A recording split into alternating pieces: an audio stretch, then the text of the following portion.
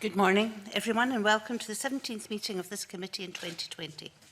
Our public business is an evidence session on the division between Scottish Government and party political matters. Can I remind all those present and watching that we are bound by the terms of our remit and the relevant court orders, including the need to avoid contempt of court by identifying certain individuals through jigsaw identification. The committee as a whole has agreed that it is not our role to revisit events that were a focus of the trial that could be seen to constitute a rerun of the criminal trial. Our remit is to consider and report on the actions of the First Minister, Scottish Government officials and special advisers in dealing with complaints about Alex Salmond, former First Minister, considered under the Scottish Government's handling of harassment complaints involving current or former ministers and procedure and actions in relation to the Scottish Ministerial Code. The more we get into specifics of evidence, that is time, people, cases, the more we run the risk of identifying those who made complaints. The more we ask about specific matters covered in the trial, including events explored in the trial, the more we run the risk of rerunning the trial. In questions, reference to specific dates and individuals should be avoided, and questions should be phrased in general terms where possible to avoid the risk of jigsaw identification of complainants. I would also emphasise that the committee would be content to receive written supplementary points should any witness to this inquiry have concerns that their response may stray into this territory. With that, can I welcome Peter Murrell, Chief Executive, Scottish National Party, and I would begin by inviting Mr Murrell to take the oath. Mr Murrell, would you please raise your right hand and repeat after me? I swear by Almighty God. I swear by Almighty God. That I will tell the truth, the whole truth, and nothing but the truth. That I will tell the truth, the whole truth, and nothing but the truth. Thank you. And we'll move... Convener, Mr Murrell's microphone is out of position there. It might not be picked up. Yes. I thought you were just being very softly spoken. As ever. Thank you, Mr Cole-Hamilton. I think we'll move straight to questions, please, from members of the committee. And first to Margaret Mitchell, our Deputy Convener. Thank you, Convener, and good morning, Mr Murrell. You've been Chief Executive of the SNP since 1999, and under the party's Code of Conduct, it states every member owes a duty to refrain from conduct likely to cause or hinder the party's proper pursuit of its aims. Would that conduct include bullying and harassment, including sexual harassment?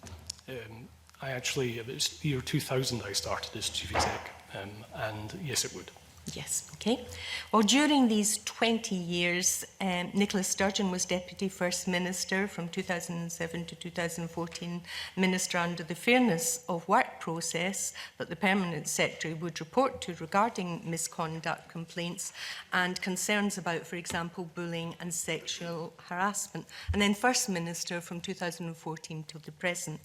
Were you aware of any complaints or concerns during this time about SNP members who were ministers or by SNP members who were civil servants, government officials, special advisor or employed in some capacity by the Parliament? I was not. You were not. So no concerns were raised for you by Nicola Sturgeon about any of that? That's correct. Right. Well, the committee has heard from the FDA in its submission that in reflecting back on the last 10 years, we are aware of approaches on behalf of about 30 members in relation to at least 5 ministerial offices. A number of these approaches were resolved through mediation and formal resolution. And we know from Leslie Evans, the Permanent Secretary's evidence, that a number of these concerns were about bullying and harassment. Now, these were obviously SNP offices with SNP ministers. Do you consider it was a failing in the party that you were apparently unaware of any of this going on? These would be Scottish Government complaints that were being processed. They wouldn't be SNP complaints. The SNP wasn't aware of any complaints at that time. Isn't it strange that we're looking at SNP government ministers? All right, yes, they have a government role, but they're first and foremost members of the SNP. But you as Chief Executive and apparently the First Minister absolutely oblivious to this? I can only speak for myself. I wasn't aware of any complaints. Okay, let's move on then. An email from Nicola Sturgeon as party leader was sent to all the SNP elected representatives and staff members on the 31st of October 2017. It stated, "Today I have instructed that we put in place an additional confidential independent route to raise concerns, ensuring women in particular have the confidence to raise any concerns." Was this issue discussed with you before the email was sent, and were you involved in the drafting?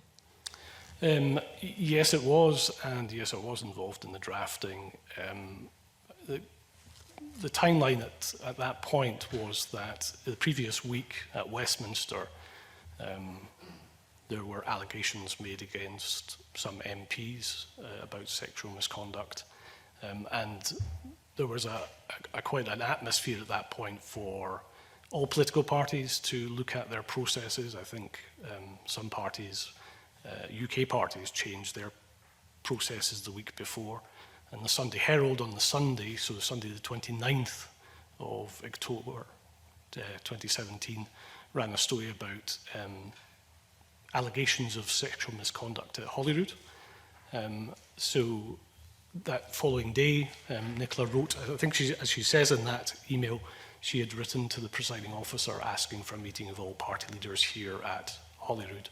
And that morning I contacted one of the firms of solicitors that we use to ask if they would have a solicitor who could act as an independent mechanism for reporting, so that the historic situation that there was one member of staff at headquarters that would gather complaints and would liaise with the National Secretary who deals with SNP complaints, that could be supplemented by someone else who could be seen as more independent. So there would be an internal process, and the usual person would do the single point of contact at headquarters for that job, would take on that if somebody chose to go the internal route. But if they would prefer to take an independent external route to report their concerns, that then would come back to the National Secretary, that option should be made available. So over the course of the Monday, we put that arrangement in place, and I think on the Tuesday we issued that email on behalf of Nicola Sturgeon to elected members here at Holyrood, Westminster, and all staff. I suppose my only comment would be that, it's 2017 before this even appears on the SNP radar, let alone it appears to the First Minister's radar. Well, I think there's the Me Too movement of that autumn that was circling the world effectively, and so in the Western world, lots of organisations, political parties amongst them, were putting in new arrangements for reporting concerns. As I say, the previous week at Westminster, Theresa May was having to deal with allegations involving Conservative members, and there were some suggestions of Labour members as well. And on Sunday, there was some suggestion here at Holyrood that there was some inappropriate behaviour happening in this Parliament. So there was lots of activity at that time around the world and in the UK politics about allegations of historic sexual misconduct by people. But during your 20 years as Chief Executive, you've never had any occasion to speak to the police informally, have any discussions with the police, or take any action or aware of any action being taken during that 20 years, and more specifically to the period that our committee is looking at from the 2007-8 up to the present day for any party members? None whatsoever. Okay. And were you aware that on the same day, 31st of October 2017, this email, that the Cabinet had issued instruction to the Scottish Government's Permanent Secretary to review policies and procedures to deal with harassment at the same time as this was happening within your party? No awareness of that at all. You weren't. Finally, you state in your evidence that a media inquiry was made to the SNP in November 2017 regarding an incident at Edinburgh Airport. So you were aware of that at the time. What action did you take as a result of receiving this media inquiry in 2017? The inquiry came in early evening of that day. I think Nicola and I were going to an event shortly thereafter. I think in her evidence she sets out what action she took, so that's the action that the SNP took at that time to inquire about that matter. Inquire with, could you elaborate? Mr. Salmond. I mean, it's in, I think, you know, I've read Nicola's evidence and it's there. Right. Was this the first time you were made aware of this incident? Yes, it was. Okay. And again, just were the police involved at that point? Did you have any occasion or anyone else in the Parliament to discuss or talk to the police? Okay, no further questions. Thank you. Angela Constance. Thanks very much. Convener, good morning, Mr Murrow. At the end of this process, committee will write a report.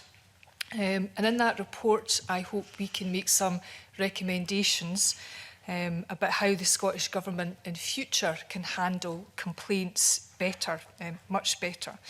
So, as Chief Executive of Scotland's largest party, where we lead administrations in a range of local authorities, we have members in both the UK Parliament and the Scottish Parliament. I want to ask you a few questions about how we can make sure that complaints are handled in the right place, in the right way, at the right time.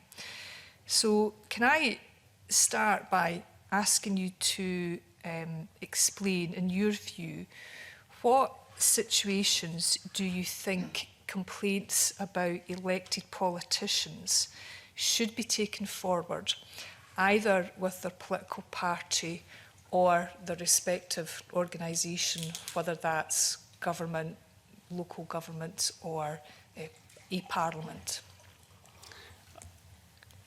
I mean, the Parliament here has looked at has had two reports, in fact, which have looked at this matter. And I think the main thing is the complexity of the employment legislation that's in place. So a Parliament like this has, you know, many employers and many different people working here, same at Westminster. And,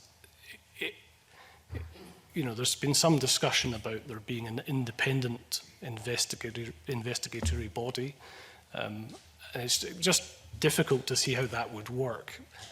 I think each institution has to have its own processes and procedures in place to deal with allegations of misconduct. So, you know, another way of doing it, you know, would have to be that. It would have to be independent of those other processes. They would still have to exist because people have employment rights and the ability to raise their concerns within that framework.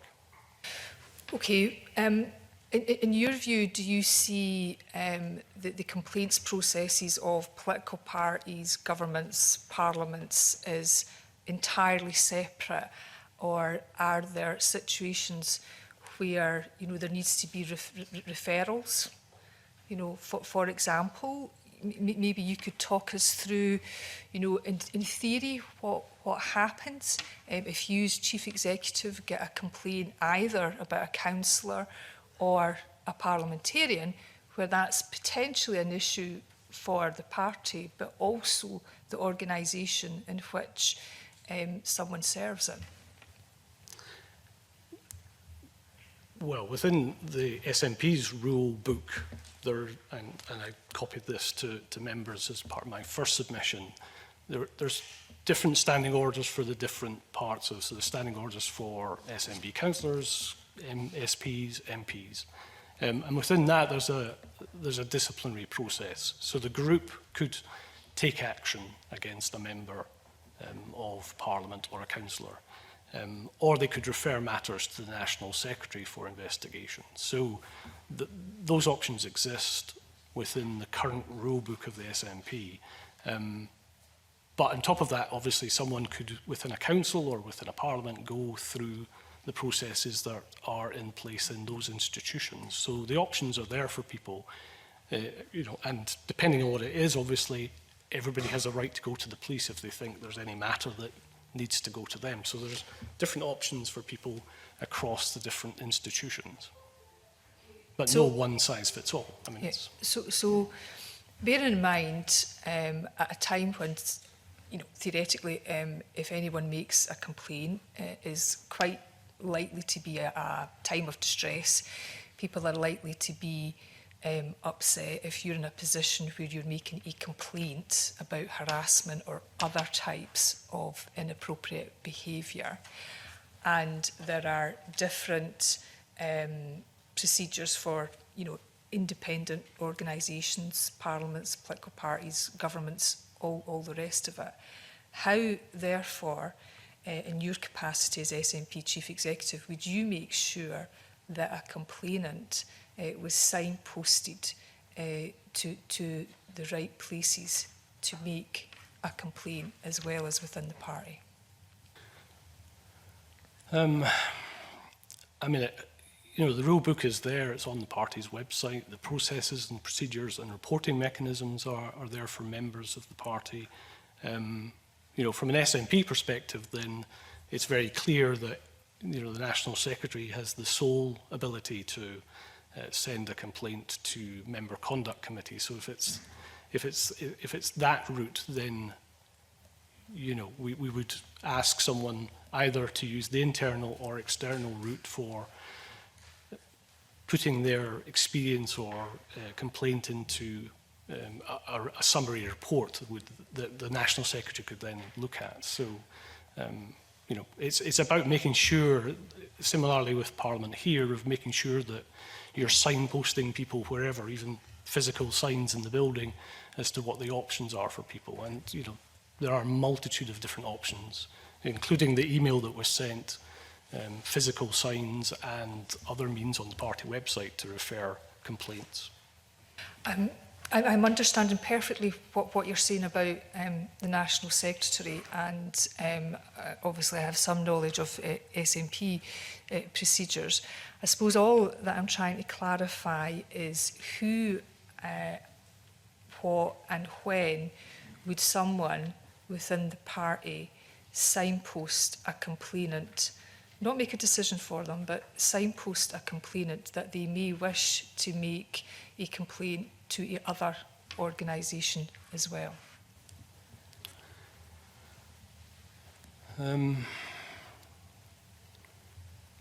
I just can't think of a circumstance that we would, do that, unless, a very clear act of criminality was on display, where we would, clearly the option to go to the police is available to everyone, but I don't think we've ever been in that situation. So, Okay. If a parliamentarian steps out of line in some way and breaches SNP code of conduct, and it is alleged that they're also breaching a parliamentary code of conduct, is there any communication, therefore, between the party and other institutions? Or is it just left to people to take their complaint to where they wish to take it to? I'm trying to think of scenarios where that would apply. I mean, we are obviously in charge of policing SNP complaints. If someone was alleging, misuse of public funds by a parliamentarian, then there are ways to report that are more appropriate. So, if it's something that another body has competence to investigate, then we would signpost. That's, it could be investigated by the SNP, but what you're alleging is, a misuse of public funds, say, and that would be something that really should be done this way. Okay, and is the signposting done by who? Potentially, Well, I know we're talking theoretically here, but who would do that signposting in terms of a duty of care to a complainant? Well, there's two different. We have two different. I mean, we're a very small team, so I'm not directly involved in either component of that. But we have one person that, helps take complaints forward, and another person who does duty of care responsibility. So, you know, if it was a complaint, then it's a single point of contact that's detailed in the email. Okay, and your role as Chief Executive to ensure that people are, you know, providing appropriate duty of care and investigating complaints appropriately is what, therefore? To be consulted if... I'll just carry on. I'll not join in. It's the time of year. Yeah, I mean, I'm there if the National Secretary wants to ask for advice about anything, but very much you know, the very strict lines of responsibility in these areas, so we don't discuss either side of complaints nor any matters to do with duty of care that staff undertake. You know, it's just not. You know, if someone comes to us on a confidential basis, then that's how it remains. It's not information that's shared more widely within the office, even to me. Okay, unless I'm consulted at a later stage by, say, the National Secretary, once it's in that post holder's. I understand the point about confidentiality, but in terms of processes and procedures, you know, that you have accountability for, and you have to ensure that your team are operating to the correct processes and procedures. Well, the post holder is the National Secretary. That person has the ability to take a member complaint to the Member Conduct Committee. That's the, you know, our job as staff is to support office bearers in their functions, whether that's the National Secretary or the National Treasurer or the leader of the party. Our job is to support the national office bearers in their job. So if we're asked to do something, that's what we will try and do, give the best advice we can. Okay, and a very final question, Convener. Any reflections, therefore, about how complainants about someone in the SNP, whether it's a councillor, parliamentarian or a member of government, could be better supported, including signposted to other forms of support or other avenues to make complaints? We strive very hard to get the balance right. I mean, obviously we won't get it right all the time, but I think from a duty of care perspective, to make sure there's ongoing support for both complainants and responders, then you know, we try very hard to make sure that is in place and you know, is there for people. So you know, it's something that we take very seriously and you know, make sure that we offer every support that we can. Okay, thanks, Convener. On the same theme, Alistair Allen. Thank you, Convener. I suppose I won't be alone in wondering what some of this will have to do with a remit. I'm sure the Convener will keep us right. We have been provided, however, as you've mentioned, Mr Murrell, with some of the internal rules of the SNP around issues of discipline. Can I ask, does the system within the party, can you set out for us, automatically result in a complaint about a politician per se, a complaint about them in their role as a politician, result in an investigation within the SNP rules in any different way from an investigation that would take place for one of the SNP's 100,000 other members? Does that come down to standing orders, or are there any other differences? That comes down to standing orders. That would be the appropriate place to pursue a complaint against a member. But you know, if the member had breached one of the standards of the Code of Conduct for Members, then the National Secretary could refer a complaint under the standard that had been breached. Also, one of the themes that's come up in our examination of the Scottish Government's own procedures was the distinction between what the Scottish Government talk of in terms of concerns versus complaints. I don't know how analogous that is to the system of formal versus informal complaints that the system within the SNP talks about, but can you say something about how that works? What formal or informal approaches to this look like within your system in terms of how concerns are handled? I think we would take the view that once the National Secretary decides to refer a complaint to or a concern to the Member Conduct Committee, at that point it becomes a formal complaint. And I think I've watched other evidence sessions where, you know, this thing between what is a complaint and not a complaint, it's, you know, I think the people who are raising concerns would think that they were raising a complaint. And, you know, that's just the reality of it, that they would think that. But in terms of a process, we internally would view the decision of the National Secretary to refer it to member conduct as the point at which it becomes a formal complaint.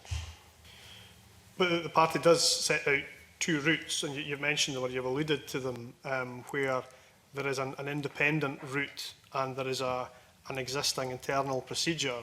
So there are two options, am I right in saying, for people who wish to raise a complaint with the party, and if they are raised through the external route, does that relate in some way to the disciplinary procedure?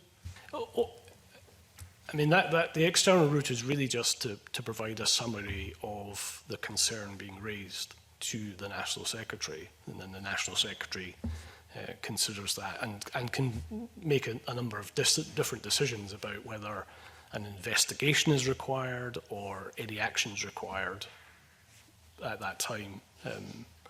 So, you know, it's, you know, either route of, you know, bringing a concern to the attention of the National Secretary, they do the same thing, which is, you know, basically produce a summary report, which is then given to the National Secretary to make a decision. Does one of those routes, in your view, provide a more effective means of providing that information than the other, or are they both equally useful in your view? I think they're both equally useful. It depends, you know, because some members would like to keep matters internal, and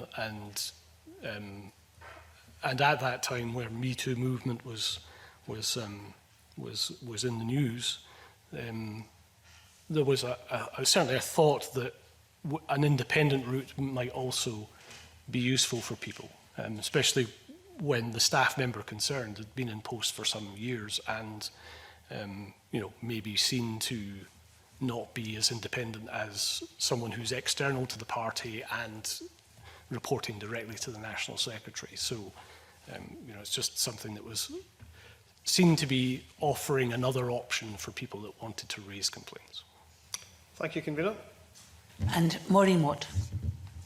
Thank you, Convener. Morning, Mr Merrill.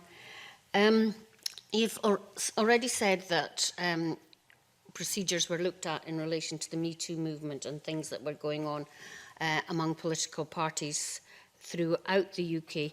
Could you be a bit more specific about how the procedure or new procedure in light of the Me Too movement was drawn up and who drew it up and, you know, how it was progressed?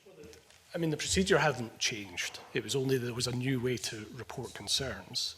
The procedure, we don't have the ability to change. We have to go to conference to change the party's rule book. So you can't simply just change the disciplinary process of the SNP by executive order. It has to be done through party conference. All that was done at that stage was to look at how concerns, if there were any, could be reported, and was there any way to improve that, and, you know, offering an independent route to summarise concerns that people might have had for passing to the National Secretary seemed to add an extra option for people, which we thought was important at that time. In terms of, you know, I reached out to the solicitor myself on the Monday, the 30th of October, and by the end of that day we'd identified an individual who would take on that role, and we drafted an email, had it signed off by Nicola. She was, it was being sent in her name, and it was issued the next day, I think, on the 31st, which is in the papers. So what you're saying is that the existing procedure was felt to be sufficient in relation to anything else that had come up as a result of the Me Too movement? Yes, I do. And it hasn't, you know, here we are 3 years on, and the rule book, the the rules for disciplinary process are as they were back then. So has it been looked at and thought of being revised at all, or are you still quite confident that it meets all the needs of anyone who might have a complaint? It will be. I mean, we've gone through a constitutional review in the interim, and the disciplinary rules haven't changed, but that's not a fixed position. At any point, we could look at the rules and think they need to be changed, sharpened up, whatever. So that's an option. And we now have a new National Secretary who's been in post for a couple of weeks, and they may take the view that the rules need to be updated. I mean, it's very much driven by the office bearers of the party, but at the end of the day, it has to go to conference and has to be approved by delegates there. So the procedure was drawn up by someone with a legal background. Did they have any HR background as well? Was it, when it was being drawn up, was there any HR input? Was there any input indeed from women who might, as it seems to have been with the Scottish Government one, with any women who might be in a situation where they might be liable to sexual harassment? The rules in that form, I think, date back to 2004, I think. And my recollection is that there was a committee that was established to rewrite the party's constitution and rules. So there were many lawyers and many people adding, putting ideas into that process. So specifically HR, I couldn't say, but there would be lots of talent as part of that committee process of rewriting the party's constitution and rules. And to this day, they are, I would say, are fairly robust and stand the test of time. Okay, and without going into too much to any detail about specific communications, were there any responses to the First Minister's email concerning this? Yes, there were. And I think those are a matter of public record, I think, that we had complaints at that time about a parliamentarian and another individual. And do you think that the action that was taken was satisfactory to those who had raised complaints or raised issues as a result of that email? I would very much hope so. Okay, thank you. Thank you. We'll move on now, please, to Murdo Fraser. Thank you, Convener. Good morning, Mr. Murrell. Happy birthday. I guess. Thank you. It's a good way to spend your birthday. Yes, I'm sure you've been looking forward to it. Can't wait for the cake later. Thank you. I want to ask you about two specific items that you cover in your written evidence to the committee. And the first of that is in relation to the meetings that the First Minister held with Mr. Salmon, which were on the 2nd of April, the 7th of June and the 14th of July 2018. And the meetings on the 2nd of April and the 14th of July were held in your home. Now, what was your understanding of the capacity in which the First Minister held those meetings with Mr. Salmon? Well, I wasn't at home, I wasn't aware of the capacity in which she was having the meetings. So you weren't in the House at the time? I wasn't at home at either meeting. Right, okay, thank you. And I think the third meeting took place at SNP conference on the eve of an SNP conference, and I suspect I was busy elsewhere. Okay. But I wasn't at home on the two occasions where the meeting took place. Okay, because one of the things we're trying to understand is what was the nature of these meetings? We heard evidence last week from John Summers, who's the First Minister's Principal Private Secretary, that if these had been government meetings, they would have been in the ministerial diary and notes would have been kept, and that wasn't the case. So I think a reasonable assumption would be that these were meetings held in the First Minister's capacity as leader of the SNP.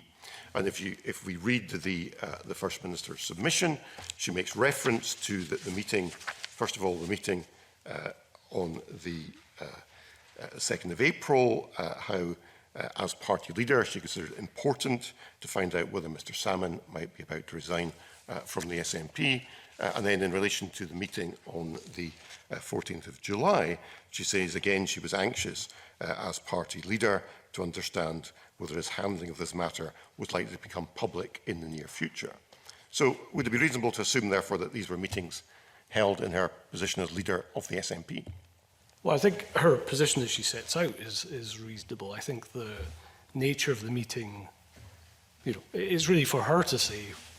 But, it seems to make sense in what I've read of her submission that her impression of what the meeting was about, altered when the discussion happened. So, that seems a reasonable version of events that she sets out in her own written submission. Mm-hmm. Okay, thank you. Because you say in your submission that you didn't discuss these meetings with Nicola, and yet you're the chief executive of the SNP. Surely if this was a SNP matter that was being discussed, would that not have been brought to your attention? Well, Nicola meeting with Alec wasn't a big, it was not an uncommon event, shall we say. I mean, it wasn't anything unusual. It could have been about any matter as far as, I wasn't really aware that he was coming to the house on the first occasion. And it doesn't strike me as anything unusual. It was, they met, they spoke on the phone. I mean, it wasn't anything out of the ordinary. So when were you first told about the nature of these meetings?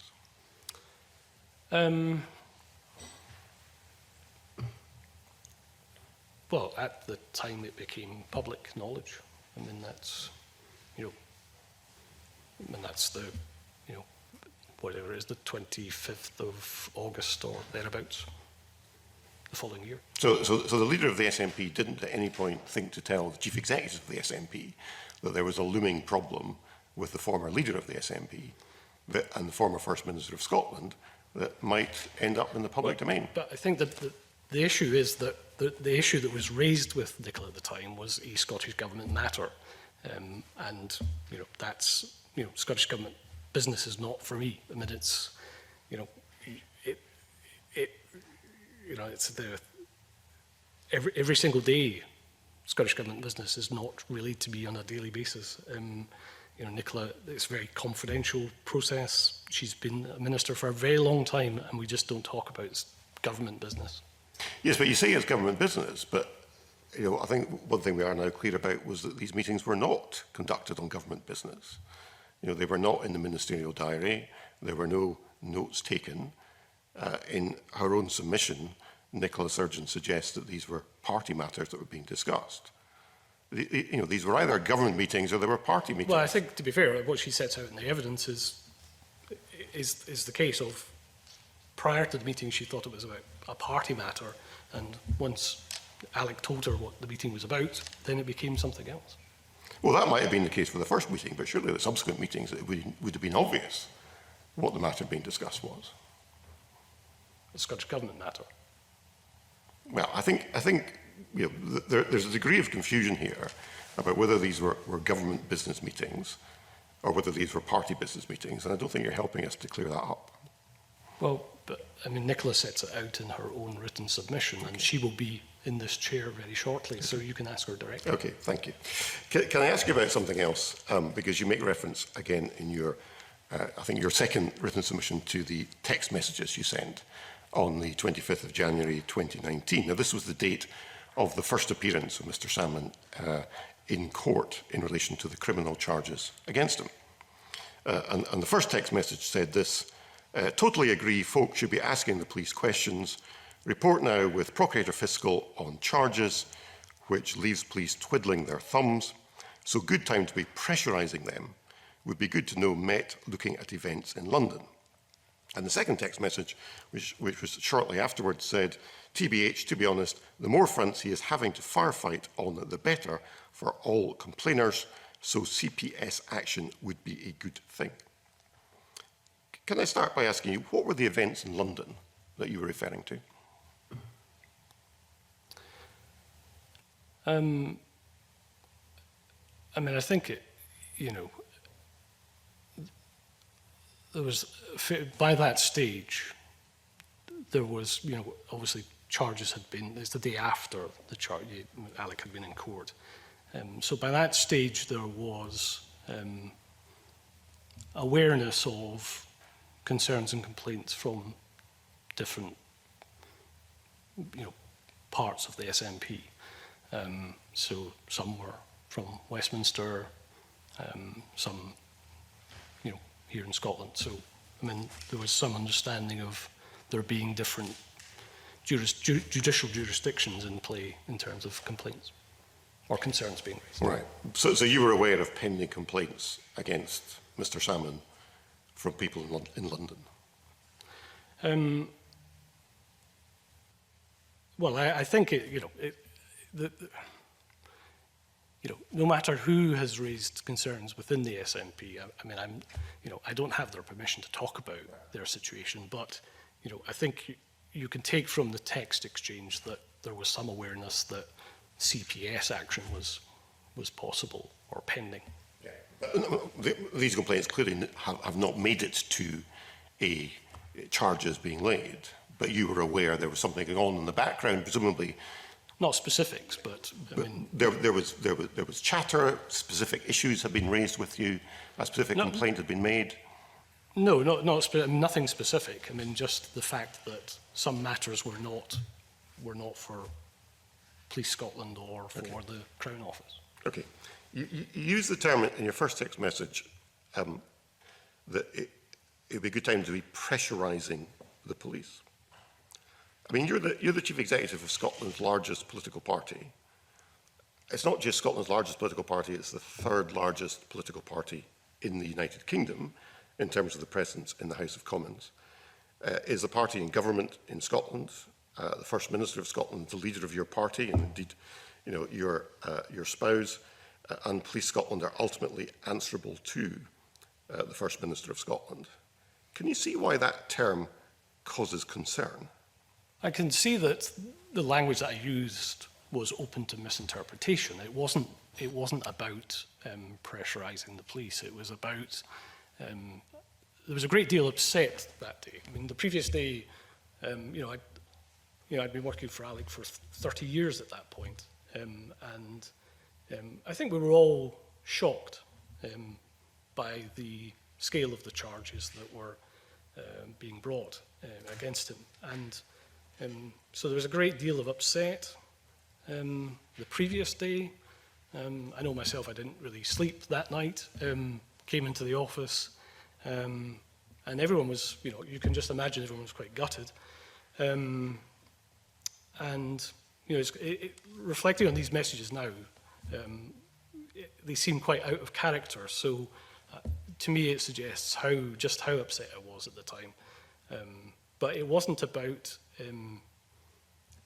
how the messages were interpreted. It was, the context was that some people that had raised concerns had questions that, obviously my upset is nothing to comparison to theirs, but they were seeking answers to things that only the police or the Crown Office could answer. So it was really, a more appropriate text message back at that point would have been to say, they should seek answers from the police or whatever. But that wasn't the language I used, and that's why I've said that I regret using that, because it just doesn't, that's not the right word to use in that context. Okay. Do you know if there was any action taken in response to that pressure that you're referring to? There was no pressure. It was complainers seeking answers to questions that they had. That's the context of that morning. You see, the reason I'm asking these questions is, and why this ties into the remit of the committee, is that we're looking at a complaints process set up by the Scottish Government, which failed. And it failed women who'd made complaints because they've never had a resolution to this. And it failed and ended up costing the taxpayer over £1 million in legal costs because it was deemed to be illegal, and Mr. Salmon won his judicial review. And there are people close to Mr. Salmon, and you'll be aware of this, who believe there was a conspiracy against him. and they would point to these text messages and other evidence that's been presented as part of that. They would look at the fact, for example, that this policy applying retrospectively to former ministers was adopted despite advice to the Scottish Government not to apply it. They would refer to the fact that the policy was signed off by the First Minister. They would refer to the fact that we now know the complainers were reluctant to go to the police initially, and it was Leslie Evans, the Permanent Secretary, who involved the police in the first instance. They refer to the text message from Leslie Evans at the point where Mr Salmon won his judicial review, saying that the battle was lost, but the war would be won. They would refer to the Scottish Government's lack of cooperation with this inquiry, and they would refer to the First Minister's lapses of memory about her first meeting in relation to Mr Salmon. And they would add into that your text message. I mean, can you understand why there are people who think this was all about trying to get Mr Salmon? But the SNP's processes didn't. You know, the procedure is exactly as it was and has been for 16 years. I mean, it's not, you know, bar the SNP adding in an independent route for someone to raise a concern and take it to the National Secretary. Our processes haven't changed. You know, I can only comment for the SNP. You know, our procedure is exactly as it was.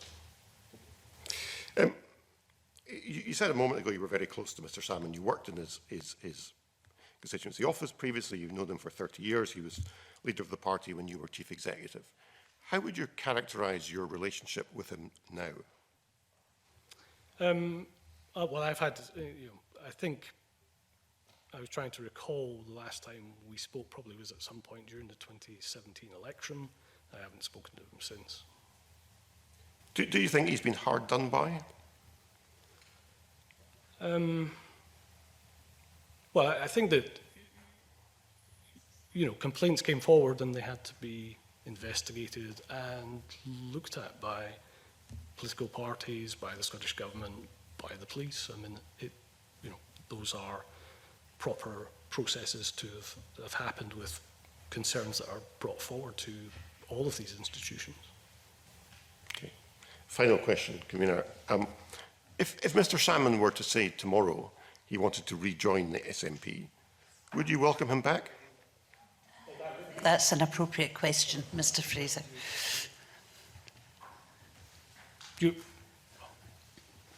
No, I don't think that's an appropriate question. Okay.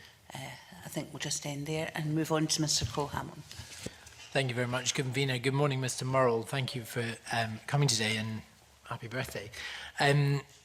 Can I just ask, for the record, exactly how long you've known Alex Salmond? Oh, good question. Since, I think, 1983 or 4, thereabouts. And you've worked closely with him for that time. The First Minister characterises her relationship with Mr Salmond prior to their estrangement as being, quote, the most important outside of her family. How would you characterise your own relationship with Mr Salmond before the deterioration in your friendship? Professional, I think, is the answer to that question. I've worked either directly for him and being employed by him or with him for most of those years. So, professional, I would say. I should clarify, Convener, that I'm asking about the relationship here because I think it's apposite to understanding the First Minister's relationship as well. What would you say, Mr Murrell, was the catalyst behind the deterioration in your relationship with Mr Salmond? In what time period are you? Well, you've just said to Mr Fraser that you didn't speak. I'd just clarify here that Mr Murrell's here in his professional position as Chief Executive of the SNP, so that should be borne in mind both in questioning and in answering. Understood. Would you like to answer that question? Sorry, I asked you which time period are you Oh, I'm referring sorry. to? Okay, I'll be more specific, and this comes directly to your role as Chief Executive. Former advisor to Mr Salmond, Campbell Gunn, has stated in the national press that that Mr Salmond told Nicola Sturgeon, when she became First Minister, that he felt it was inappropriate for you to retain the position as Chief Executive of the SNP, that was too many conflicts of interest. Did you feel there was a campaign to see you gone from the side of Mr. Salmond? Was that part of the deterioration in your relationship? No, I mean, I've been through many election campaigns with Alec. We managed to get to a position where he became First Minister twice over. We're kind of, worked together a very long time, and, I think, if you're referring to a breakdown, I don't think there has been one. It's just there's been no contact, because I don't think that would be appropriate where you're seen to be, handling concerns being raised by individuals. Thank you for that. In your answer to Margaret Mitchell, you were quite judicious with your choice of words around whether you were aware of complaints about Mr. Salmond, and you answered in the negative that you were never aware of complaints within the SNP about Mr. Salmond. But we've learned in this inquiry that complaints were very seldom formalised, and there were a number of concerns raised, certainly within the government, about Mr. Salmond's behaviour, particularly in a sort of bullying context. Were you aware within the SNP of any concerns about Mr. Salmond's conduct, either bullying or otherwise? Well, he had very high expectations, and he could be difficult, and he could be unreasonable. But I mean, there are individuals in life that are like that, and when you see that happening, you have to challenge it, and that's diffusing situations, smoothing things over is commonplace when you've got someone who is going at a very fast pace and expecting a lot of staff. And did you ever, in your 20 years as Chief Executive, receive informal concerns raised directly with you by anyone in the SNP who chose not then to formalise it as an actual complaint against Mr. Salmond, but might have had grounds to? I mean, it would be the case that whether it's diffusing a situation at a meeting that perhaps, that someone was, being challenged at a meeting, then that would certainly have, I can think of a couple of occasions when I did that. I can think of, maybe a couple of others that required some smoothing over the years, but nothing of any sexual misconduct nature, nothing of anything of that order in all my years. Thank you for that. Well, that brings me nicely on to my next question, which is about the revelation from Edinburgh Airport, the approach by Sky News for comment. And I think you told Margaret Mitchell that you were in a car on the way to an event with the First Minister when the call came through. Can I ask, who did that come from? I'm sorry? I was at home. It wasn't a call, it was an email. An email? From one of the SNP parliamentary press offices. Right. And so were you the person to break that news of that inquiry to the First Minister, or did she have some idea that, through her government sources, that similar inquiries were happening in the government? I'm not sure if it was an email that came in. I'm not sure if I was the one that showed it to her. I can't recall, but it was simultaneous in terms of me telling her, seeing the email and showing her, because we were about to go out to an event. Yeah. And so when that news came through, neither of you having had any prior concerns or understanding of issues around sexual misconduct by Alex Salmond, that must have been a bombshell moment. Did you discuss the implications for the SNP of what that story would mean if it materialised? No. I think the first set out in Nicola's evidence of arrangement made to speak the next day with Alec. So that was the action that was taken that night. Was to it was 7:30 on a Saturday night. So likely the media were not, or the Sky News were not going to run a story that night. The inquiry had just landed without a time frame for response. So the view was taken that Nicola and Alec should speak the next morning, which is set out. And did she intimate to you that, that there were discussions being had in the Scottish Government about the same inquiry? We know that Mr Salmond did approach civil servants. I've heard other people give evidence to this committee about that, but I had no knowledge of that at the time. Okay. I think I'm just trying to distill down. I mean, it's such an important revelation at the time, considering both of your relationships with Mr Salmond. And you're not very clear, Mr Murrell, as to whether you received this email and then broke the news to the First Minister, or if she already knew. And if she already knew, did she volunteer why she already knew? No, she didn't know. I mean, that for us both, that was the moment. Oh, that was so that was you breaking sorry. the news. No, that's very helpful. I thought I was being clear. Okay, thank you. Can I move on to the meetings of the meeting of particularly the 2nd of April? In her evidence, Nicola Sturgeon told the committee that the meetings of the 29th was the revelation moment of the government investigation for her, as she says, and then the meeting with Mr Salmond on the 2nd of April, that she went into that in the expectation or the belief that he might be about to resign from the party.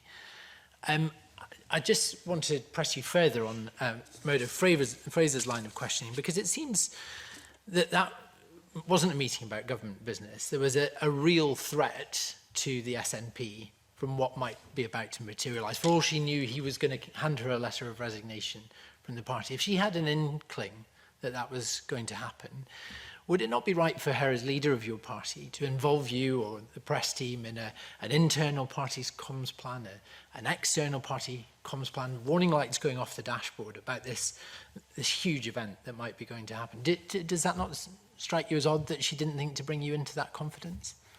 I don't think you pre-plan for a crisis. If you're, when you're dealing with kind of lives that we lead, where it's 24 hours a day, 7 days a week, that you deal with something at the point. So at the point at which something was happening, you would be told. So it's the same when it comes to, just take it out into the generality of it.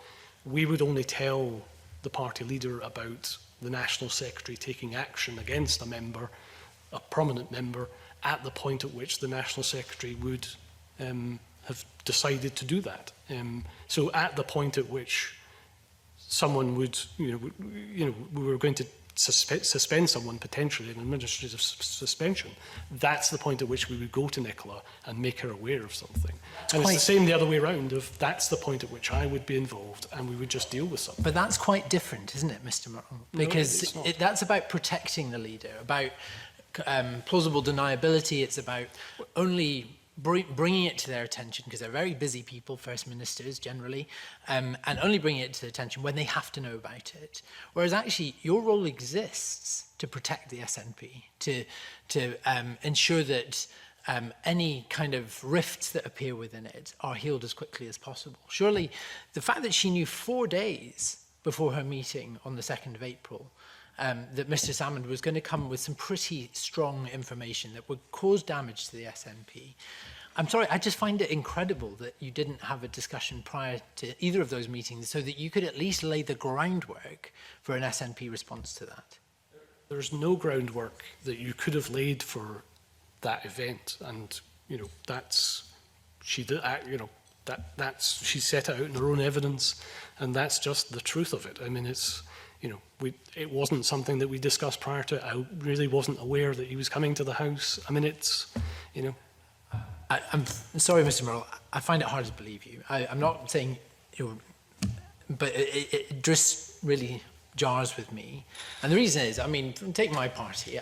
We're the smallest party in Scotland, but we have mechanisms for dealing with bad news. I mean, we had our fair share of bad news, but we always prepare an internal common strategy, an external common strategy, the risk follow-up, lots of different things. I just find it difficult that you are one half of Scotland's most powerful couple, and this is not a conversation that passed over the breakfast table in those 4 days prior to the 2nd of April.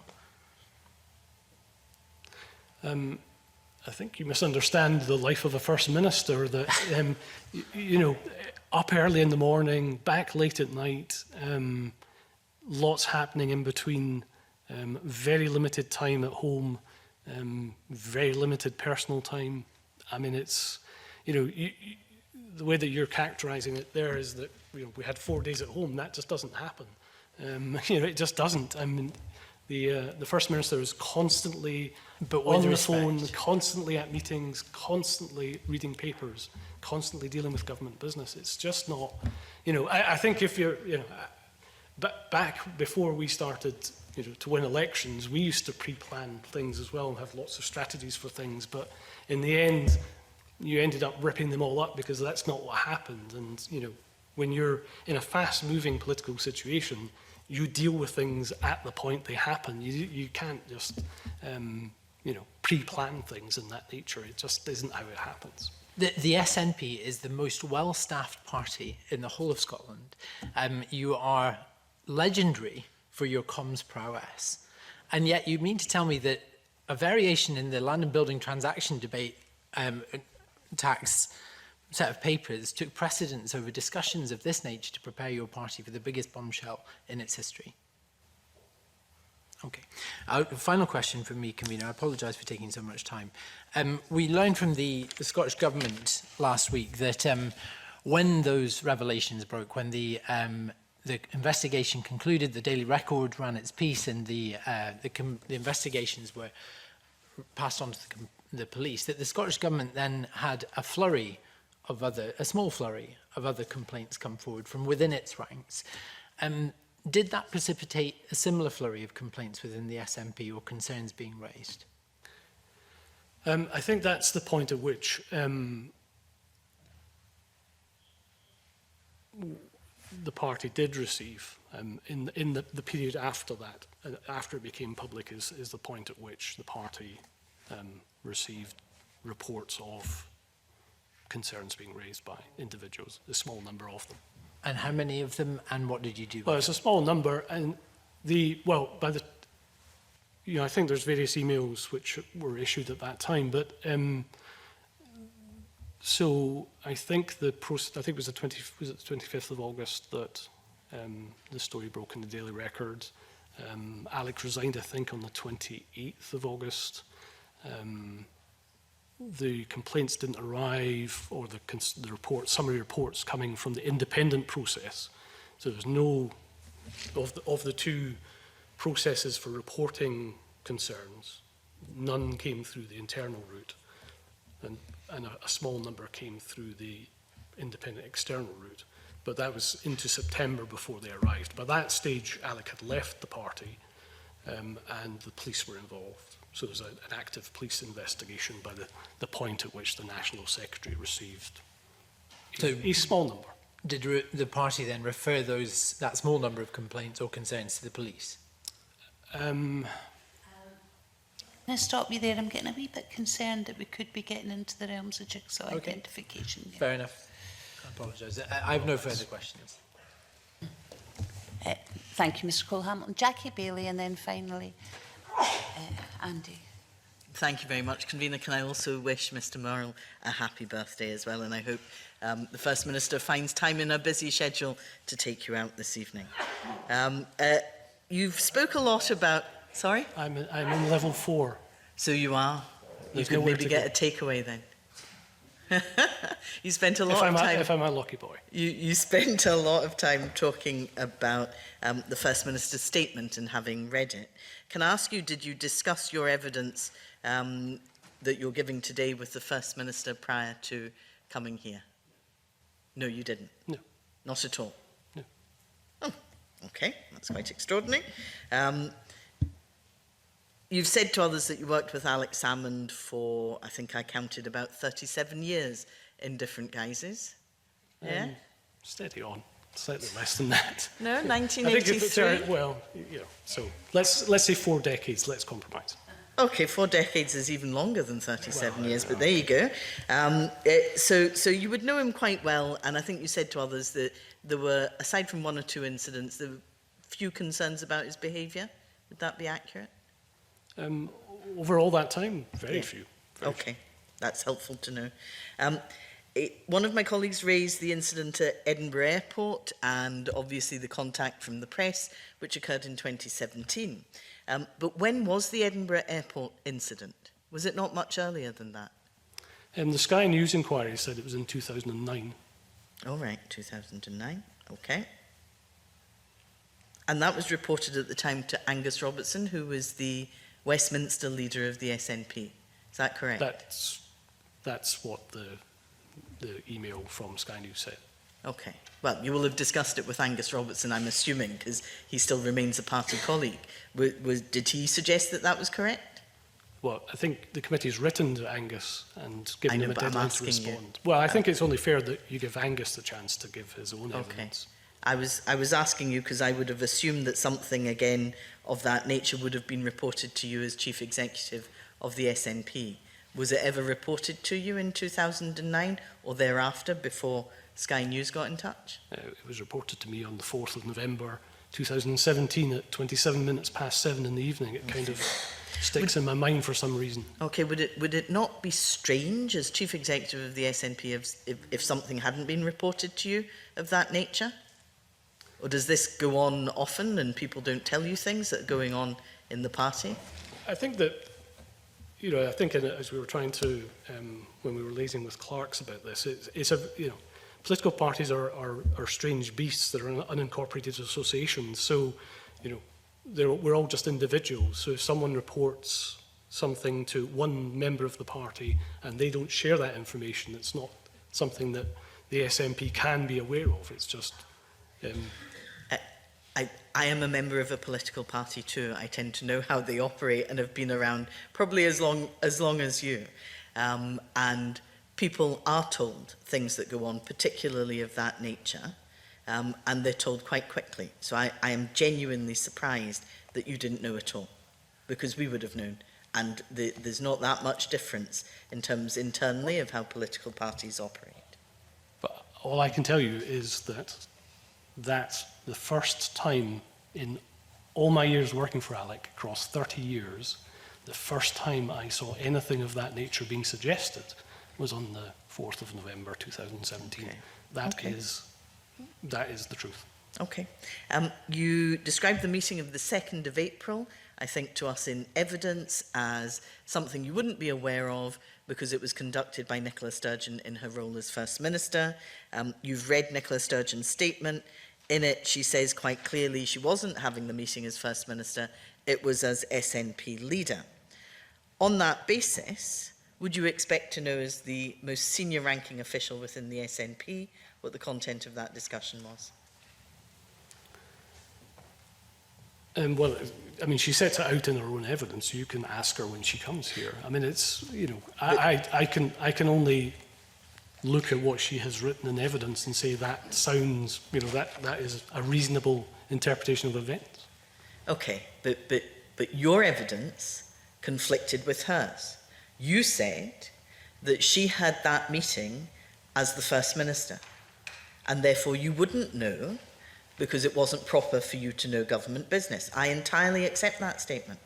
The difficulty you have is Nicola Sturgeon has said, no, she wasn't the SNP leader. She said she was not the First Minister having that meeting, she was the SNP leader having that meeting. As the highest ranking official within the SNP, would you have expected to be told about it? Well, I think, again, it's set out there for you. I mean, but it's set out in conflict. If it was a matter that was, you know, coming to the party as something that was about to happen, then yes, I would expect to be told. And that's what happens. I get told things when they're about to come my way. And that happens all the time. You know, similarly, you know, when the news was breaking, it came to me very late. And that's just what happens. You get, it's on a need-to-know basis. Okay. The reason I'm exploring this is because there is a conflict, a direct conflict, in your statement compared to Nicola Sturgeon's. Okay? There's no dubiety about that. You have both written different things. Well, it's in black and white. But anyway, I just don't accept that. I'll not pursue the point further. It is in black and white, and the record will show that. Can I turn to these infamous text messages? Who are the text messages with? Well, I just don't think it's fair that I'm Okay. asked to identify someone that has privacy rights and Okay, I think the person was identified in the press already and has been identified as your Chief Operating Officer. but I think that Okay, if you don't want to do that, I don't think this Okay. really is a Can I ask if there were further messages from you to this party official or indeed any other party official in the same vein associated with this topic? What do you mean? Sorry. Oh, in relation to the allegations about the former First Minister Alex Salmond. And what? Sorry. So, okay, let me go back. The text messages you sent that we've seen were to your Chief Operating Officer. I'm asking if there were other text messages to any other party official on the same subject. No. No. Not that I'm aware of. No. Not that I can Okay. Okay. You say in your evidence to the committee, you're coming here before the committee, that you conferred with Ian McCann, who's the compliance officer, and Sue Ruddock, the chief operating officer, that no other relevant information was found. Can you repeat that under oath? Well, it's in my evidence, so Sure. I'm just asking you to confirm that under oath, that there's nothing else there. there's nothing else. No. Okay. In the criminal trial, one of the witnesses was reported to have said that the situation with the former First Minister was indeed reported to Ian McCann and recorded in his file. Is that true? Whose file? Alex Salmond's file. I don't think. I mean, there isn't an Alex Salmond file. So there's no such files exist. So I'm just simply going on the basis of the testimony at the criminal trial that somebody said they reported it to Ian McCann. There's no files. No. I mean, I'm aware that there was reports Sure. of such text messages in the press. I wasn't in court. I don't know about these Okay. text messages. I'm basing this on what I read in the papers, yeah, newspapers. absolutely, Okay. Are you aware of any contact between Ms Ruddock and special advisors or ministers about the judicial review? No. So you're not aware of it. Were you aware that a WhatsApp group was formed on the day that the judicial review was lost? It was a group convened, I understand, by the Chief Operating Officer. Were you aware of that WhatsApp group? I'm not. No. Okay. Did you see any of the messages in that group? I'm not aware of any WhatsApp Oh, group. okay. So. So you're not aware of the WhatsApp group. Again, gleaned from the press at the preliminary hearing, I understand that one of the messages talked about government special advisors were convening a council of war. Do you understand what that means? Well, I've already explained I don't know anything about a WhatsApp group, so No, I'm just asking about if you understand what the messages might mean. Did you ever hear talk of government special advisors? Sorry. Sorry? Are these WhatsApp messages or are they text messages? These were WhatsApp messages, and I'm asking you, did you ever know about government special advisors convening a council of war? I can only tell you I know nothing about a WhatsApp Okay. group. Okay. I'm not on WhatsApp, so it's Okay. not a social media That- platform I use. Can I say that's a very sensible thing Thank you. to do? But that's for another day. Did Ms Ruddock at your behest encourage people to make police complaints from autumn 2018 onwards? I don't think we would. That's not something that staff would do. We wouldn't. That's not something that would be appropriate. I don't think so. No, that's. Okay. But I'm not aware of any of what you're, describing to me. Okay. And thank you. it doesn't fit with. It fits neither with. It fits. It doesn't fit with the compliance side of things. It doesn't fit with the duty of care, and it doesn't fit with the independent process either. That's not what we would do.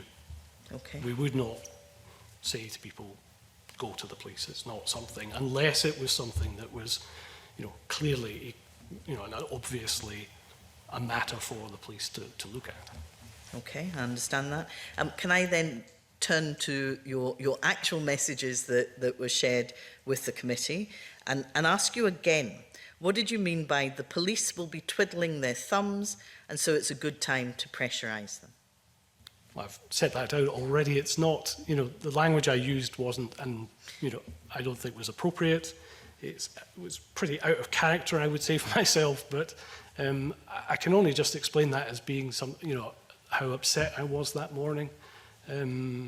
But the reality and the context was that we were approached by people that morning who sought answers to questions that could only be answered by the police, whether that's the police that had been, allocated to take their statement or whatever, they should go back to the same police officers and ask questions to seek the clarity that they were looking for. But you are a man who has been in politics, by your own, words, for 4 decades now. You are a man who is very careful with his language. Text messages invite you to be brief and invite you to be very clear about what you're saying.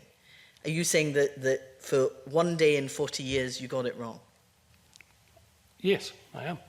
Okay. Because of what we were dealing with that morning and the previous day. It was, we were all gutted by what we had seen roll out over the previous 24 hours. Okay. It was very flat, very emotional time for everybody in headquarters.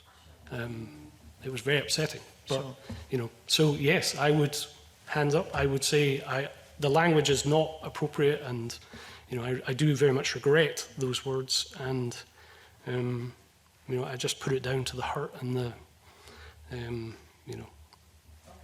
So can I ask then, when you said the more fronts he is having to firefight on, the better for all complainers, what was that about? That's a, I think I've worried, I think I've worried, I worry all the time about this still, but I do worry about the women, so that's what that's about. Good, and I'm glad to hear that you do so. If my memory is right, by this stage I think Alex Salmond had resigned from the SNP. So I'm trying to understand what the party interest would be if you were making him fight on 2 fronts. Did you encourage anybody to make a complaint to the Crown Prosecution Service that was a party member or a non-party member? No. No, you didn't. Okay. I'm sure you would recognise, I hope you recognise, how dangerous it is for a senior official, the most senior official of a political party, with such a close personal relationship with the head of government, to interfere in a police investigation. You wouldn't do something like that, would you? I wouldn't. No. Okay. Okay. Can I turn to the question of the letter? And I'm coming to a conclusion, convener. You provided us with the letter of the 31st of October from the First Minister. Was this the only letter that was issued on harassment or the SNP disciplinary process? Well, that was issued in 2017. Further, at the time at which Alec, the news broke about the allegations in the Daily Record, I think there was a repeat of something similar at that point of providing people with the 2 processes for reporting complaints. Okay. Can I ask... Which is just of Sure. what was in that original email a year earlier. Would it be possible for the committee to see this, because we haven't been provided with that letter? Right. Well, I can take a look at that, yeah. That would be very helpful, thank you. Can I ask, was that letter sent to party members? Was it sent to staff? Who was it sent to? I think it was sent to all members of the party. Because one of the, obviously through the Me Too, through 2017 and 2018, we had dealt with a number of different complaints. And I think one of the things that we had learned over that period was that even if something was in the media, it would spark a reaction with other people. So we were aware that you could cause a lot of hurt from people historically by you know, just through the simple fact of something being in the news. So, you know, we wanted to make sure that whether it was on duty of care or on the methods for reporting, that people had that as an option. So they had the prospect of reaching out and getting assistance if they had any historic issues. But wasn't, you know, it just wasn't you know, it wasn't simply about, you know, offering up ways to complain. I mean, it just wasn't. Sure. No, and I appreciate that. So was this sent to past members of staff as well, based on what you've Well, it just was sent to said? all members. Okay, all members, but could there have been past members of staff who are no longer members of the SNP? That's potential, yeah. Okay, Yeah. was it sent to them? Well, it's sent to all members. So, Okay. Well, what I'm trying to establish is if there were staff members who are no longer members of the SNP, would it have been sent separately to them? Because they wouldn't have been captured in the all members mailing. well, we tried. I think what we also tried to do was to capture through the knowledge of the existing staff teams, if there was anyone that might have worked in a previous period, so that, you know, the information was shared across everyone. So potentially, yes. Okay, that's helpful to know. Were any of the returns that you would have received, you know, people contacting you, was that shared with Scottish Government special advisors or indeed Scottish Government civil servants? No. No. Okay. Finally, can I put it to you, there has been a suggestion that your text messages were evidence of a plot to ensure the downfall of Alex Salmond, and that you had a key role in that. Is that true? Well, the timeline would say no, because he had been charged by the time I sent those text messages. So all complainers had come forward by that point, and the police had charged him and he had appeared in court. So it's not true, no. Okay. Of course it's not true. Thank you very much. Thank you.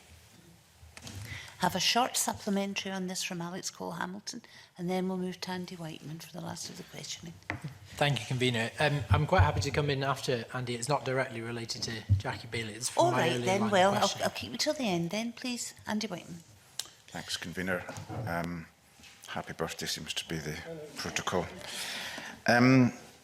First of all, can I just clarify, following Murdo Fraser and Jackie Bailey's questions, that the 31st of October email was sent, I think you initially said it was sent to MPs, MSPs and SNP staff, but can you confirm that it was also sent to SNP members? I don't, that 31st of Yes. October one, no, it wasn't. It was just sent, it was, the language of it, which is in your papers, Yep. it was aimed at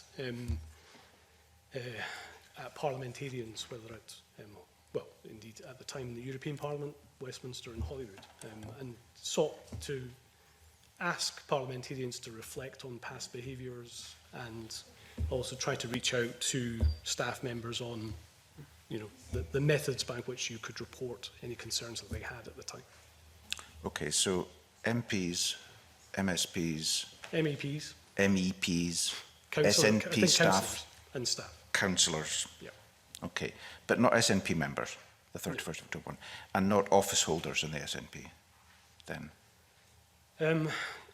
It would have gone to, sorry, it would have gone to the National Executive Committee and so on. Okay. Right. But that's a very small number of Sure. people. So you said earlier that the SNP has procedures, and you've helpfully provided them to the committee, and that the changes that were, the only change that was made in October 2017 was that you provided an independent route via an external party. The only change, yeah. Can I ask you, if a person raised a complaint about, let's say, for example, a member of staff in headquarters, and it related to sexual harassment, what article of the Code of Conduct would they raise it under? So also in your bundle of papers is, so there's a staff handbook as well. So the grievance procedure for SNP headquarters staff is within your bundle as well. So that would be the method by which someone would complain about another member of staff. Staff, so that would be done the staff procedure. What about an allegation or a complaint of sexual harassment against an SNP office holder? For example, I don't know, the Treasurer, the National Secretary, or whoever. What I'm trying to get at is, I'm just trying to work out, when you talk about... No, it's fine. That would be a member conduct complaint. So that they could have contacted for members. Yeah. Okay, so that's what I'm trying to get at. Yes. Sorry. What of the 15 conduct standards would a complaint of sexual harassment be raised under? Well, that's where you would get the National Secretary to make that decision. But no, the reason there I'm asking, are a number of different codes that, standards that could be breached by that conduct. So, I don't see many. well, I think there's certainly 2 anyway. But there's number 8, which says that no member shall abuse, harass, or bully, or maliciously defame any other member, whether via the media or otherwise. It's just that would be one. Yeah, that'd be one. It's just in the complaints under the disciplinary rules, under item 3, complaints to the disciplinary committee. The disciplinary committee shall consider complaints presented to it by the National Secretary. And it goes on to say 3.2, a complaint presented by the National Secretary is a proposal by him, her, that the disciplinary committee should take disciplinary measures against a member of the party on one of the following grounds. A, that the member has contravened the constitutional rules, so presumably a sexual harassment case wouldn't be under that. Or B, that the member has breached one of the numbered standards in the party's code of conduct. The reason I'm asking is it doesn't appear to me that the SNP has a policy on sexual harassment explicitly, and I'm just a bit surprised at that, in the sense that the only reference to the word harass appears in Conduct Standard 8. well, it would fit. There are different processes and procedures throughout all the different aspects of, so whether that's Parliament or the party itself, but that would be a valid route for someone to pursue they're specific for employees, there are specific routes for them to take. If it's a member conduct, then that would be the appropriate way to do that, because you're not dealing with an employee. But specific policies for employees are in place. So someone who works for an MSP has a specific process and procedure for investigating sexual misconduct allegations. Similarly across the other parliaments and within councils.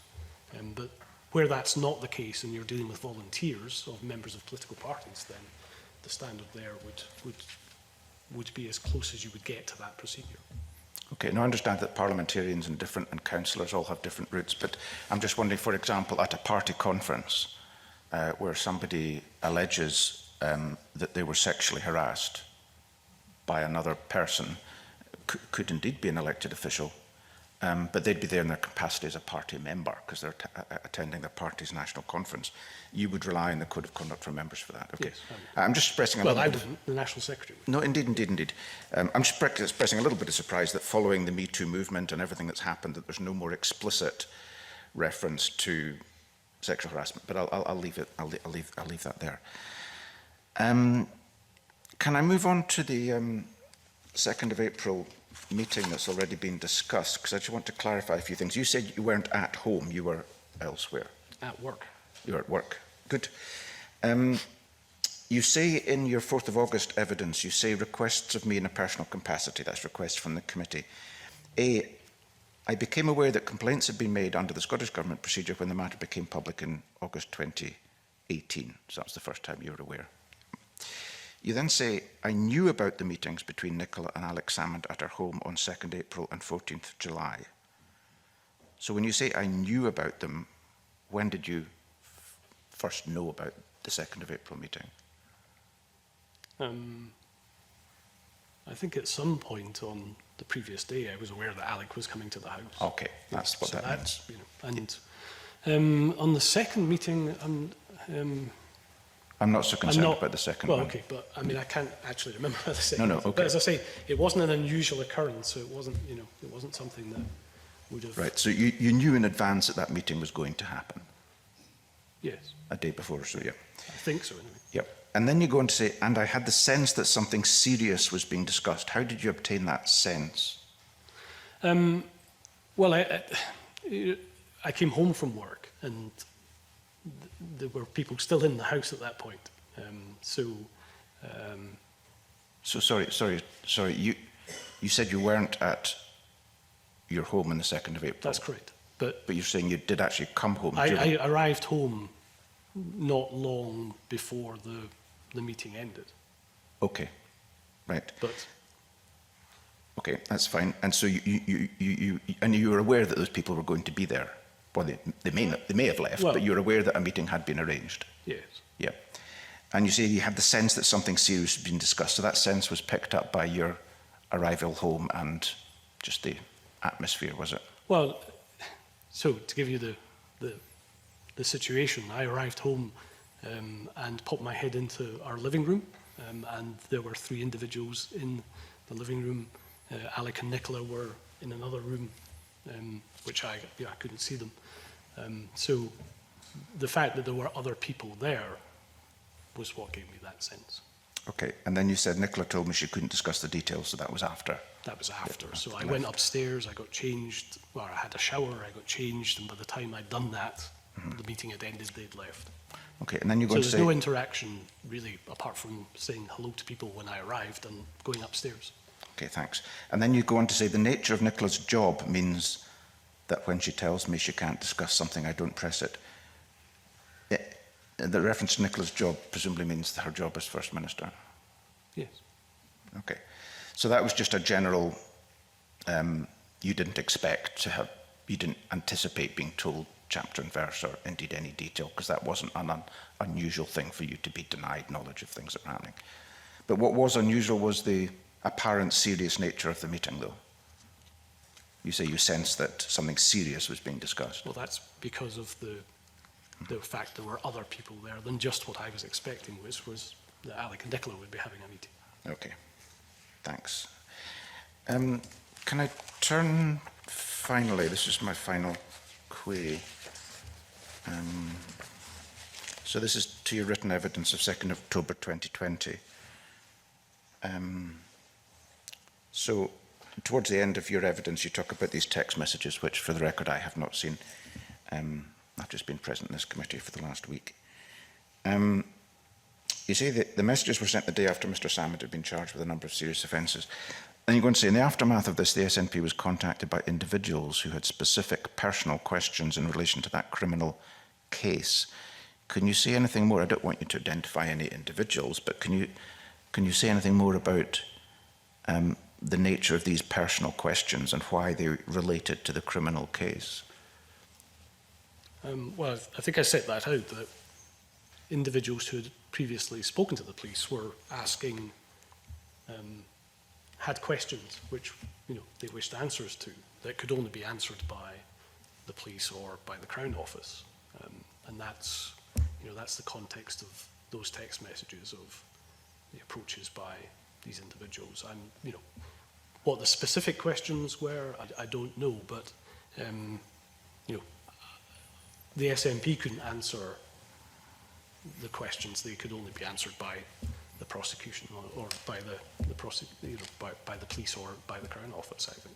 So just to be clear, when you say in the aftermath of this, you're talking about the aftermath of the charging with serious offences? Yeah. So excuse me, these individuals who had specific personal questions, these were people who had spoken to the police, yes, either as witnesses or complainers, or did you not know? Gone far enough in this questioning in terms of jigsaw identification. Okay, thanks very much, Convener. That's everything.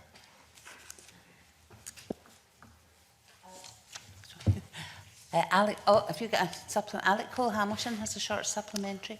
Jackie Bailey, short supplementary. We've been a long time in this session. Alec Cole-Hamilton. Thank you very much for bringing me back in, Convener. Just two very, very quick follow-ups. Firstly, on the evening that you and the First Minister learned of the Edinburgh Airport concerns from Sky News, did the First Minister attempt to contact Alex Salmond in any way that evening or in subsequent days? Is that not part of the evidence she's submitted? I'm just if you can refresh our memory. Sorry? If you can just refresh our memory. And your question is, sorry? Whether she contacted Alex Salmond following that Sky News inquiry. I think they arranged to speak next morning on the phone. That's the arrangement that was made. That's fine. The final supplemental I have is on the meeting of the 2nd of April and your exchange with Andy Whiteman there. Mr. Morrow, couples share things. It's why spousal privilege exists in many countries to this day, that not in Scotland, but in other parts of the UK and other parts of the world, spouses will not be required to testify against each other because it's understood that marital home is sacrosanct. People share stuff, they vent the rest of it. So, again, you've been very judicious with your phrasing in your written evidence, and you said that after the conclusion of that meeting on the 2nd of April, that Nicola Sturgeon couldn't discuss the details with you, and you knew, given the nature of her job, not to press it. But that suggests that she might have given you an idea of what had been said at that meeting. Is that correct? No, it's not. So she gave you, I mean, how Well, was her... I think, Yeah. try and set it out, but I think, given that other individuals were there, what had triggered in my head was the Sky News inquiry coming back,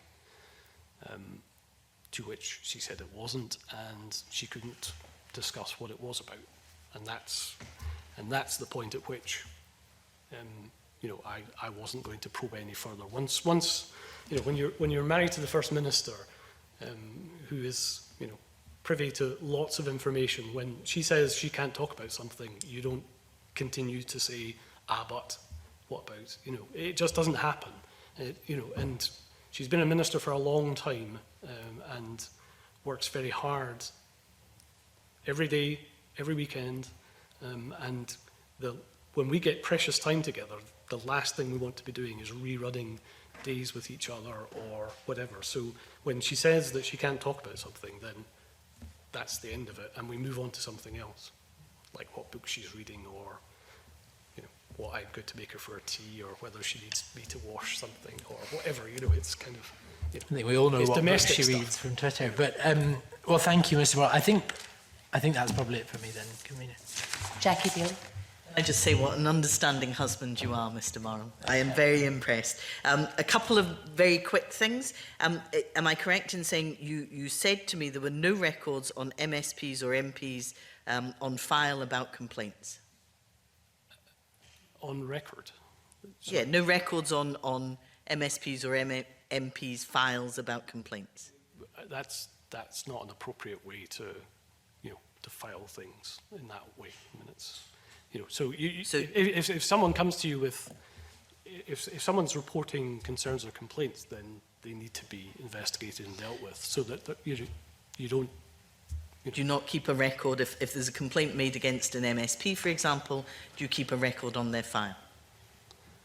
I think it would be fairer to say that you could compile a record.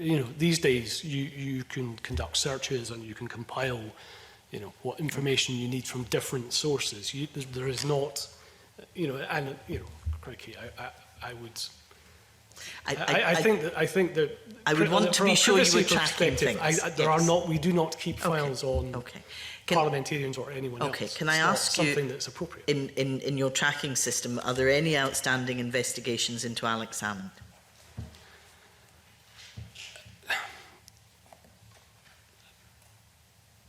The process is one where the National Secretary had received some reports in September of 2018, by which time he'd left. So in terms of, what action the party could take, there is none, because the ultimate sanction is expulsion, and he had left. So there's no action the party could take with those complaints.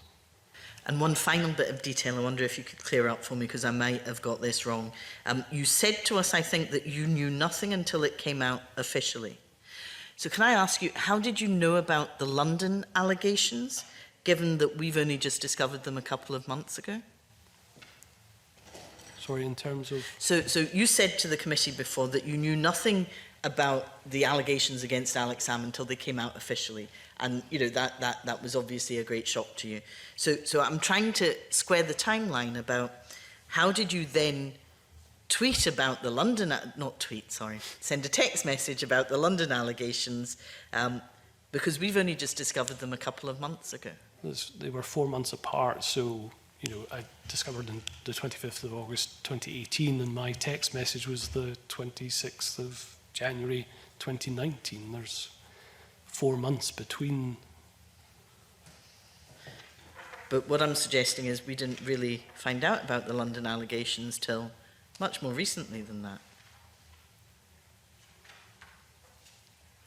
I'll go back and check my timeline. Yeah. So sorry, when was the text message? In January? I don't have. So you just said it. Others of you may have those text messages, but 26, sorry, thank you. It's just, you just said it, so, but I didn't write it down fast enough. Okay, I'll go away and check my timeline. Thank you. Okay, thank you very much. Everyone, thank you very much, Mr Murrell, for coming, which I now know was your birthday, to give your evidence today. Much appreciated. And the committee will now move into private session.